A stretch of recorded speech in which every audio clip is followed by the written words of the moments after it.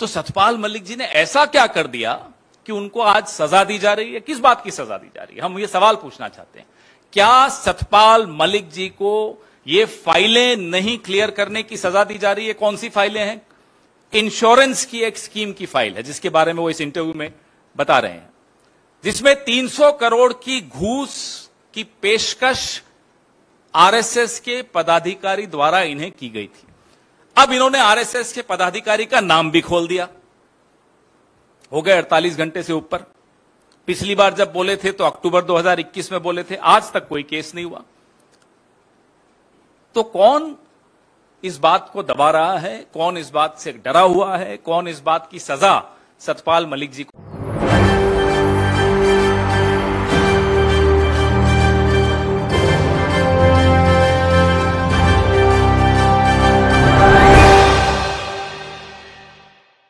नमस्कार, मैं हूं राहुल शर्मा। आप देख रहे हैं SP9 न्यूज। स्वागत है आप सभी का आज की बड़ी खबर में। और बड़ी खबर की शुरुआत सत्यपाल मलिक से।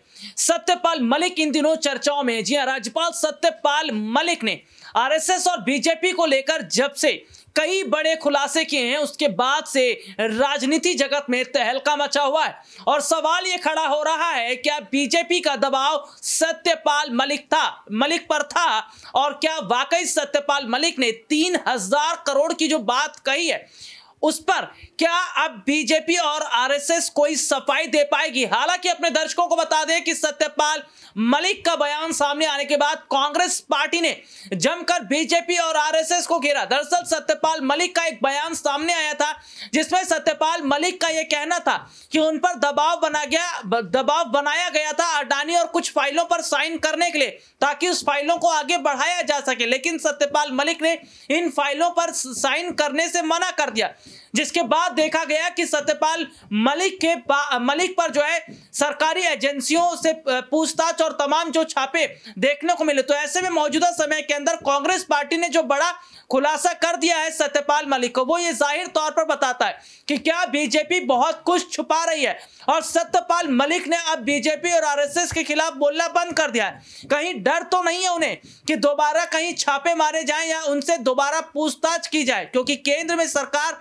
इस वक्त जिस तरीके से बैठकर काम कर रही है विपक्षी पार्टियों पर या उनके खिलाफ जो सरकार से सवाल पूछ रहे हैं, उसके बाद क्या सत्यपाल मलिक डरे हुए? हालांकि राजनीतिक जगत में अगर बात करें तो तमाम राजनीतिक पार्टी के नेताओं का बयान सामने भी आ रहा है, और ऐसा ही एक बयान अपने दर्शकों को दिखाते हैं। देखिए एक रिपोर्ट।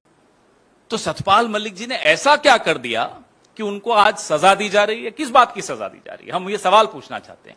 क्या सतपाल मलिक जी को ये फाइलें नहीं क्लियर करने की सजा दी जा रही है? कौन सी फाइलें हैं?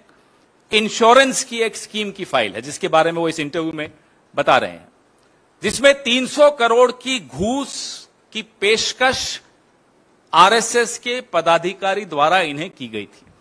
अब इन्होंने आरएसएस के पदाधिकारी का नाम भी खोल दिया।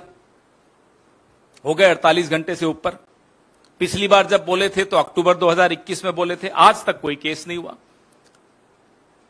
तो कौन इस बात को दबा रहा है? कौन इस बात से डरा हुआ है? कौन इस बात की सजा सतपाल मलिक जी को दे रहा है?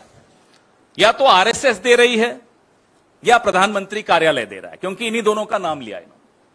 आज से 3 साल पहले इसी प्लेटफॉर्म से मैंने आपके सामने राजस्थान के क्षेत्रीय प्रचारक निंबा राम जी का भी एक भ्रष्टाचार का वीडियो जारी किया था। ऐसे कई उदाहरण एक गैर पंजीकृत संगठन के पदाधिकारी भ्रष्टाचार में लिप्त होते हुए पाए जा रहे हैं। कोई कार्रवाई नहीं हो रही। क्यों नहीं हो रही? भाई, आप तो अपने आप को गंगा से भी ज्यादा पवित्र बताते हैं। आप खुद पंजीकृत नहीं हैं और हर मंत्री के यहां एक पीएस या ओएसडी संघ से आया हुआ है। कोई फाउंडेशन है संघ की, उससे आपने एक एक पीएस और एक एक ओएसडी बैठा रखा है हर मंत्री के यहां। क्यों बैठा रखा है बताइए? क्या इसी तरह की डील्स करने के लिए बैठा रखा है? हम जानना चाहते हैं। या मंत्री पर नजर रखने के लिए कि कहीं वो अकेला डील ना कर दे? ये क्या हो रहा है इस देश में? आपने चुना, जिन्होंने भी 36-37% लोगों ने भारतीय जनता पार्टी को चुना इस देश के, कि by one get one free की कोई स्कीम चल रही थी कि साथ में आरएसएस भी आएगी और वो डील्स करेंगे यहां 300 करोड़ 200 करोड़, क्या है ये? तो हम प्रधानमंत्री को सीधे खुले मंच से चुनौती देते हैं कि अगर सतपाल मलिक जी की बात सही है तो सीबीआई और ईडी और इनकम टैक्स और जितनी एजेंसीज हैं उनको राम माधव का पता आपके पास अगर नहीं हो तो हमसे ले लीजिए, भेजिए उनके दरवाजे पर दस्तक देने। और प्रधानमंत्री से जुड़े हुए और कौन से लोग हैं जिनके बारे में सतपाल मलिक जी इस इंटरव्यू में कह रहे हैं, उन सबके खिलाफ कार्रवाई होनी चाहिए। आपने तो उल्टे सतपाल मलिक को ही सजा दे दी, उनकी सुरक्षा छीन ली, उनसे नौकरी छीन ली, घर बैठा दिया।